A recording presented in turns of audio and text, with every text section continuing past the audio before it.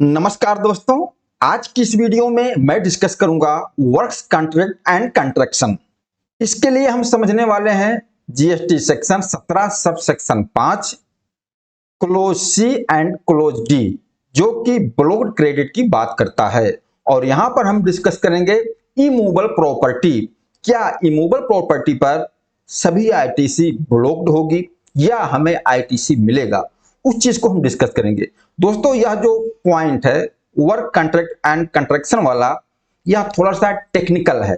यहां पर कुछ लोग थोड़ा सा कंफ्यूज होते हैं, लेकिन कोई दिक्कत नहीं, हम इस तरीके से एक्सप्लेन करेंगे विथ प्रैक्टिकल एग्जांपल कि सारा कंफ्यूजन खत्म हो जाएगा। हम सी और डी कवर करेंगे। सी में बताया गया है वर्क कॉन्ट्रैक्ट, मतलब कोई भी कंपनी है, मान लीजिए वह अपना बिल्डिंग तैयार करवा रहा है, बिल्डिंग बनवा रहा है, तो वह खुद से नहीं बना रहा है, उसने वर्क कॉन्ट्रैक्टर से सर्विस लिया है, किसी को वर्क कॉन्ट्रैक्ट दे दिया।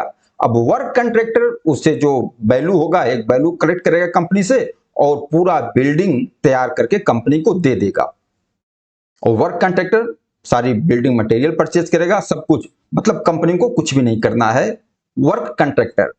डी में बताया गया है कंस्ट्रक्शन फॉर ऑन अकाउंट, मतलब कोई भी कंपनी है, वह अपने लिए ऑफिस बना रही है और उसने किसी को वर्क कॉन्ट्रैक्ट नहीं दिया है, अपने लिए खुद ही कंस्ट्रक्शन कर रहा है, खुद ही बिल्डिंग मटेरियल परचेज कर रहा है, लेबर लेके आ रहा है, खुद ही बनवा रहा है, मतलब ऑन अकाउंट। अब इस चीज को हम आगे समझते हैं डिटेल में। बात होगी इमूवेबल प्रॉपर्टी। तो इमूवेबल प्रॉपर्टी क्या? Land building, civil structure, telecom tower, pipeline, outside factory, ये जो 4 पॉइंट हमने बोला, ये इमूवेबल प्रॉपर्टी है और इस पर आईटीसी ब्लॉक्ड है, इस पर आईटीसी आपको नहीं मिलेगा। और इसके अलावा इमूवेबल प्रॉपर्टी में हमारा प्लांट एंड मशीनरी भी आएगा, प्लांट एंड मशीनरी भी इमूवेबल प्रॉपर्टी में आएगा, लेकिन यहां पर इस पर आईटीसी हमें मिल जाएगा, यहां पर आईटीसी ब्लॉक्ड नहीं होगा। तो हम पहले ये समझ लेते हैं कि जो प्लांट एंड मशीनरी है, जिसको हम इमूवेबल प्रॉपर्टी समझ रहे हैं, इमूवेबल प्रॉपर्टी में कवर कर रहे हैं और जिस पर हमारी आईटीसी भी ब्लॉक नहीं है, हमें पूरा का पूरा आईटीसी मिल जाएगा। तो यहां पर प्लांट एंड मशीनरी का मतलब क्या हुआ, इसका डिफिनेशन क्या हुआ, इस चीज को समझ लेते हैं। तो प्लांट एंड मशीनरी का मतलब बताया गया है apparatus equipments and machinery fixed to earth by foundation और स्ट्रक्चर सपोर्ट। मतलब कि जैसे आप अपनी कंपनी में कोई मशीन लगा रहे हो, कोई मशीनरी लगा रहे हो, लेकिन उस मशीनरी को लगाने के लिए आपको एक फाउंडेशन चाहिए, जिसके ऊपर आप मशीन को सेट करोगे, लगाओगे। तो उसके लिए आप एक फाउंडेशन तैयार करोगे और वो फाउंडेशन भी बिल्कुल, वह फाउंडेशन आपके जमीन से अटैच होगा। उसके लिए भी आप ईंट का यूज करोगे, सीमेंट, सरिया, लोहा, सब कुछ यूज होगा और वह एक फाउंडेशन तैयार होगा जमीन पर, और उसके ऊपर आप उस मशीनरी को फिक्स करोगे। इसका मतलब वो भी तो इमूवेबल प्रॉपर्टी हुआ, लेकिन उसको प्लांट एंड मशीनरी में कवर किया गया है, उस पर आपको आईटीसी मिल जाएगा। और इमूवेबल प्रॉपर्टी में आपका लिफ्ट भी आता है, लिफ्ट भी इमूवेबल प्रॉपर्टी है, उस पर भी आईटीसी मिल जाएगा। अब पाइपलाइन इनसाइड फैक्ट्री है, उस पर भी आईटीसी मिल जाएगा, यहां पर आईटीसी मिल जाएगा, यहां पर हमें कोई दिक्कत नहीं है। टेंशन वाली बात है जो हम डिस्कस करेंगे, ये ऊपर ये जो 4 पॉइंट है, land building, civil structure, telecom tower, pipeline, outside factory, इस पर हमें डिस्कस करना है। इस पर आईटीसी मिलेगा भी और कुछ कंडीशन में नहीं भी मिलेगा। आइए इस चीज को हम एक एग्जांपल से समझते हैं। मान लीजिए एक कंपनी है ए टू जेड प्राइवेट लिमिटेड, वह कंस्ट्रक्शन करवा रहा है, बिल्डिंग बनवा रहा है, अपना ऑफिस बनवा रहा है। अब मैं यहां बिल्डिंग ऑफिस का एक एग्जांपल ले रहा हूं, इन चारों चीजों से कोई भी मान लीजिए, ठीक है, मैं बिल्डिंग का एग्जांपल लिया। अब ए टू जेड 2 तरीके से बनवा सकता है, या तो ए टू जेड प्राइवेट लिमिटेड खुद ही इंजीनियर से सर्विस लेता है, उसका नक्शा बनवाता है, लेबर लेके आता है, बिल्डिंग मटेरियल खुद से परचेज करता है और अपना ऑफिस बनवाता है। अब ए टू जेड प्राइवेट लिमिटेड ने जो भी बिल्डिंग मटेरियल परचेज किया है, उसकी जो इनवार्ड सप्लाई है, उस पर जो उसने जीएसटी पेमेंट किया है, उसका आईटीसी ब्लॉक होगा, उसका आईटीसी नहीं मिलेगा। ओके, अब दूसरा कंडीशन क्या हो सकता है कि ए टू जेड प्राइवेट लिमिटेड ने खुद से अपना ऑफिस नहीं बना रहे, उन्होंने मिस्टर ए है, मिस्टर ए वर्क कॉन्ट्रैक्टर है, मिस्टर ए को वर्क कॉन्ट्रैक्टर काम दे दिया।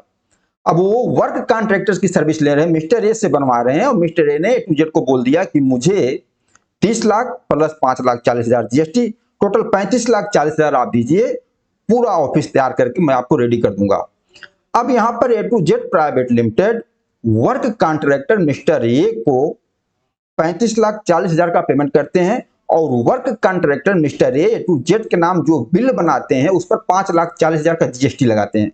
तो ये 5,40,000 भी ए टू जेड प्राइवेट लिमिटेड के लिए ब्लॉक्ड आईटीसी है, इसका भी आईटीसी नहीं मिलेगा। ओके, अब वहीं पर अब मान लीजिए जो मिस्टर ए वर्क कॉन्ट्रैक्टर हैं, इन्होंने सब कॉन्ट्रैक्टर मिस्टर बी को दे दिया कॉन्ट्रैक्ट। अब यहां पर मिस्टर बी जो सब कॉन्ट्रैक्टर है, जो service work contractor mister A को दे रहे हैं, और मिस्टर बी जो बिल बनाएंगे मिस्टर ए को, उस पर जो जीएसटी चार्ज करेंगे, उसकी ITC work contractor mister A को मिल जाएगा। क्यों? क्योंकि वर्क कॉन्ट्रैक्टर मिस्टर ए खुद के लिए ऑफिस नहीं बना रहे हैं, वो किसी दूसरे के लिए बना रहे हैं, उनका काम है वर्क कॉन्ट्रैक्टर का। ओके, अब यहीं पर जो ए टू जेड प्राइवेट लिमिटेड के लिए वर्क कॉन्ट्रैक्टर मिस्टर ए ने ऑफिस बनाया, अब यहां पर मिस्टर ए जो वर्क कॉन्ट्रैक्टर हैं, इन्होंने तो बिल्डिंग मटेरियल भी परचेज किया होगा, तो उन्होंने जो परचेज किया उस पर जो जीएसटी पेमेंट किया, उसका भी आईटीसी वर्क कॉन्ट्रैक्टर को मिल जाएगा। यहां पर सीधा सीधा सा मतलब कि इन्होंने खुद के लिए नहीं बना रहे हैं, इन्होंने दूसरे के लिए बनाया, मतलब ए टू जेड प्राइवेट लिमिटेड के लिए बनाया, इनका काम है वर्क कॉन्ट्रैक्टर का, इसलिए इनको आईटीसी मिल रहा है। अगर यहीं पर जो वर्क कॉन्ट्रैक्टर मिस्टर ये है, ये खुद का ही ऑफिस बना रहे हैं, दूसरे के लिए नहीं बना रहे हैं, ये अपना ऑफिस बिजनेस के लिए खुद का ऑफिस बना रहे हैं, तो जो उस बिल्डिंग बनाने में जो मटेरियल परचेज करेंगे या किसी वर्क कॉन्ट्रैक्टर की सर्विस लेंगे, उनको भी आईटीसी नहीं मिलेगा। अगर खुद के लिए बना रहे हैं तो इस चीज पे ध्यान देना, अगर ये मिस्टर ए वर्क कॉन्ट्रैक्टर हैं, ये खुद के लिए अपना ऑफिस बना रहे हैं, तो उस पर जो खर्चा होगा, जो जीएसटी पेमेंट करेंगे बिल्डिंग को बनाने में, वो भी सारी आईटीसी ब्लॉक हो जाएगी, इनको खुद को नहीं मिलेगा। लेकिन यहां पर ये वर्क कॉन्ट्रैक्टर है लेकिन दूसरे के लिए बना रहे हैं, ए टू जेड प्राइवेट लिमिटेड के लिए, तो ये जो परचेज करेंगे मटेरियल उस पर आईटीसी मिल जाएगा मिस्टर ए को, लेकिन ए टू जेड प्राइवेट लिमिटेड को नहीं मिलेगा। ओके, यह मैटर क्लियर हो गया मुझे उम्मीद है। और यहां पर एक पॉइंट और समझते हैं, नोट जो अभी हमने डिस्कस किया, जैसे A to Z private limited building बनाया, यहां पर जो 4 पॉइंट हमने देखा, land, building, civil structure, telecom tower, pipeline, outside factory, इस पर आईटीसी ब्लॉक्ड है, आईटीसी नहीं मिलेगा। लेकिन यहां पर बताया गया है कि अगर इसका आप रिकंस्ट्रक्शन करवा रहे, री एडिशन करवा रहे हो, इसमें अल्टरेशन करवा रहे हो, रिपेयर करवा रहे हो, जो खर्चे कर रहे हो, अगर इसको आप अपने एक्सपेंस में बुक करते हो, रेवेन्यू नेचर का एक्सपेंस, मतलब अपने प्रॉफिट एंड लॉस अकाउंट में इसको डेबिट कर रहे हो, फिर आपको आईटीसी मिल जाएगा। ध्यान रखना, फिर आपको आईटीसी मिल जाएगा, मतलब आप इसको प्रॉफिट एंड लॉस अकाउंट में डेबिट कर रहे हो रेवेन्यू नेचर के खर्चे में, फिर तो आपको आईटीसी मिल जाएगा। लेकिन अगर आपने इसको कैपिटलाइज कर दिया, फिर आईटीसी नहीं मिलेगा। जो कि देखिए, इसको रेवेन्यू नेचर में ज्यादा कोई बुक भी नहीं करेगा, क्योंकि मान लीजिए आप कोई बिल्डिंग बना रहे हो, 50 लाख 1 करोड़ की बिल्डिंग बना रहे हो, तो क्या उसको आप रेवेन्यू नेचर में बुक कर लोगे प्रॉफिट एंड लॉस अकाउंट में? भाई वो तो बिल्डिंग है, आपका कैपिटल है, 1 साल से ज्यादा उसकी लाइफ होगी, तो इतना मोटा आप रेवेन्यू नेचर में बुक नहीं कर सकते हो, आप उसको कैपिटलाइज ही करना पड़ेगा, आप कैपिटल में ही दिखाना पड़ेगा। तो कैपिटल में आपने दिखाया तो आपका आईटीसी ब्लॉक्ड। हाँ, छोटा मोटा खर्चा है जिस पर आप रिकंस्ट्रक्शन करवा रहे हो, रिपेयर करवा रहे हो, जो कि 1 साल करवाए, 1 साल के बाद दोबारा फिर आपको करवाना है, छोटे मोटे एक्सपेंस हो रहे हैं, हाँ, तो उसको प्रॉफिट एंड लॉस में एक्सपेंस में दिखा के उस पर आईटीसी ले लो, लेकिन ये बड़े चीजें को आपको कैपिटलाइज ही करना पड़ेगा, और आपने कैपिटलाइज किया तो आईटीसी उसकी ब्लॉक। दोस्तों ये था आपका कंट्रैक्शन वर्क कॉन्ट्रैक्ट, जो सेक्शन 17 सब सेक्शन 5 क्लोज सी और क्लोज डी है। और मुझे उम्मीद है कि अब कोई डाउट नहीं बचना चाहिए, ये पॉइंट क्लियर हो गया। सेक्शन 17 सब सेक्शन 5 का सबसे कंफ्यूजन वाला और सबसे टफ माना जाने वाला पॉइंट ये था जो मैंने अभी डिस्कस किया। अब इसके आगे हम समझ लेते हैं, क्लोज सी और डी देख लिया, आगे क्लोज ई। क्लोज ई बात करता है कंपोजिशन स्कीम वाले से आपने परचेज किया तो उसका आईटीसी नहीं मिलेगा, इसका कोई मतलब ही नहीं था यहां लिखने का। अब कंपोजिशन स्कीम से हम परचेज करेंगे तो हमें जीएसटी चार्ज नहीं करेगा तो उसका आईटीसी मिलना ही नहीं है, लेकिन कोई बात नहीं, लिखा हुआ है तो हम समझते हैं। आगे क्लोज एफ। क्लोज एफ बताता है non resident taxable person, RTP. अगर कोई नॉन रेसिडेंट टैक्सेबल पर्सन है, आरटीपी है, मतलब कि आउटसाइड इंडिया का पर्सन है, वह इंडिया में आगे कोई सर्विस कोई बिजनेस कर रहा है, तो वह जो इनवार्ड सप्लाई लेगा इंडिया में, जो भी कुछ परचेज करेगा उस पर जो जीएसटी पेमेंट करेगा, उस एनआरटीपी को आईटीसी नहीं मिलेगा। हाँ, आईटीसी वही मिलेगा अगर वह आउटसाइड इंडिया से, मान लो यूएसए से आया है, अगर यूएसए से कोई गुड्स लेकर अपने साथ आता है, इंपोर्ट करता है, और उस इंपोर्ट पर बेसिक कस्टम ड्यूटी के साथ जो आईजीएसटी का पेमेंट करेगा, सिर्फ उसका आईटीसी मिल जाएगा। किसको? नॉन रेसिडेंट टैक्सेबल पर्सन को। बाकी वह इंडिया में रहकर इंडिया में जो भी कुछ परचेज करेगा उस पर जो जीएसटी पेमेंट करेगा उसकी आईटीसी ब्लॉक होगी, उसकी आईटीसी उसको नहीं मिलेगा। आगे क्लोज जी। क्लोज जी बताता है अगर आप पर्सनल कंज्यूम करते हो तो आपको आईटीसी नहीं मिलेगा। हाँ, ये तो पता ही हमें, अगर आप कोई भी पर्सनल कंज्यूम करते हो, पर्सनल कंज्यूम पर तो आईटीसी मिलेगा ही नहीं, बिजनेस पर्पस का है ही नहीं, उस पर आईटीसी मिलेगा नहीं। आगे क्लोज एच। अगर आपका गुड्स चोरी हो गया, लॉस्ट हो गया, या आपने उसको राइट ऑफ कर दिया तो आपको आईटीसी नहीं मिलेगा। आईटीसी नहीं मिलेगा मतलब हमने जब गुड्स परचेज किया था तो आईटीसी पहले ले लिया है। तो यच बताता है कि अगर इन फ्यूचर आपके साथ ऐसा होता है कि आपका गुड्स चोरी हो जाता है, आप राइट ऑफ कर देते हो, अपने बुक्स ऑफ अकाउंट से खत्म कर देते हो, तो उस पर जो आईटीसी बनता है आपको रिवर्स करना पड़ेगा, वो भी 17 सबसेक्शन 5 में। ओके।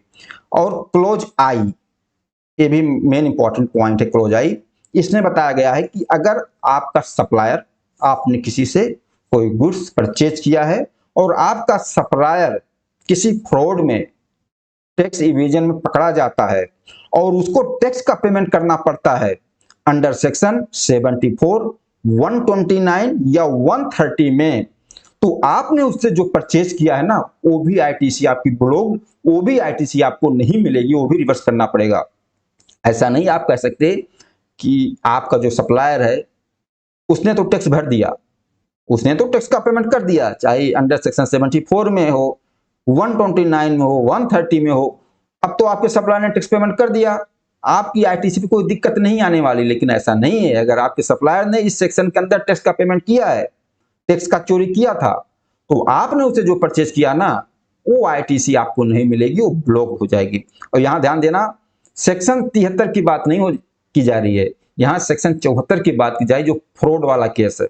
ओके दोस्तों, इस तरीके से अब जाकर हमारा सेक्शन 17 सब सेक्शन 5 का पूरा टॉपिक कंप्लीट हो गया। हमने क्लोज आई तक डिस्कस कर लिया, आज की वीडियो हमने क्लोज सी से डिस्कस किया, और इससे पहले हमने पूरा clause B, clause A B, clause double A, clause A starting से पूरा डिस्कस किया है। अगर आप पूरा इस वीडियो को समझना चाहते हो तो इससे पहले 2 वीडियो कवर किया है, उन दोनों वीडियो का लिंक डिस्क्रिप्शन बॉक्स में दिया हूं, उस दोनों वीडियो को आप देख लोगे, और इस वीडियो के साथ आपका ये ब्लॉक क्रेडिट सेक्शन 17 सब सेक्शन 5 पूरा कंप्लीट हो जाएगा। और मुझे उम्मीद है अगर एक बार आपने वीडियो देखा तो कोई कंफ्यूजन इस टॉपिक पर नहीं बचने वाला है। सेक्शन 17 सब सेक्शन 5 में हमने बिल्कुल बहुत ही सिंपल तरीके से प्रैक्टिकल एग्जाम्पल के साथ एक एक पॉइंट डिस्कस किया है। बाकी आप लोग बताना यह वीडियो आप लोगों को कैसा लगा। नमस्कार, धन्यवाद।